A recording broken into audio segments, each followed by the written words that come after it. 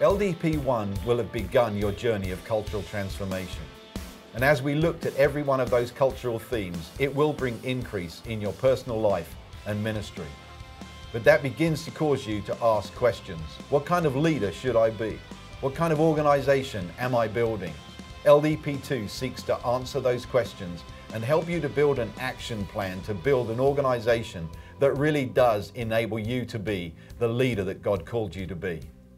How do you build an organization that brings heaven to earth? What would be the component parts of that, and how do you lead that organization? We want to help you to build an organization where people encounter God, become a part of a family, and are trained and equipped to impact their sphere of influence. Paul brings his great skills of organization and leadership development, and I have the privilege of being able to share on beliefs coaching. Every area that doesn't glisten with hope in our life is under the influence of a lie.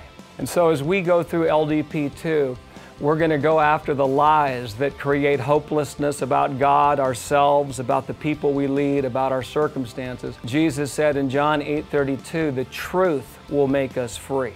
And ultimately, the truth is going to make us healthy as a leader so that we can lead a healthy organization. The pastoral measured its success by how many it gathered, but the apostolic measures its success by the number of people it sends and the impact that they have on the community and the world around them.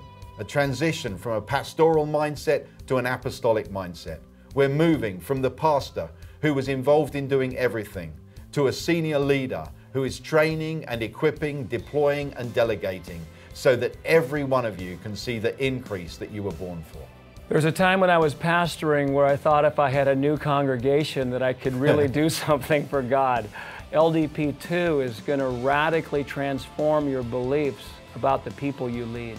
Using a format that hopefully you've become familiar with in LDP1, we provide MP3s to listen to each month, our regular monthly conference calls, some really great reading materials and declarations, along with the assessment and action planning. We found too that those who participate in LDP2, that they deepen their relationships with one another, with Bethel Church, and we just have a whole lot of fun. When I was a senior leader of churches, I would have just given anything to be able to be a part of a program like this because it asks the right questions. It forces you as a leader to prioritize what's really important rather than going after urgent demands or things that may feel good at the moment.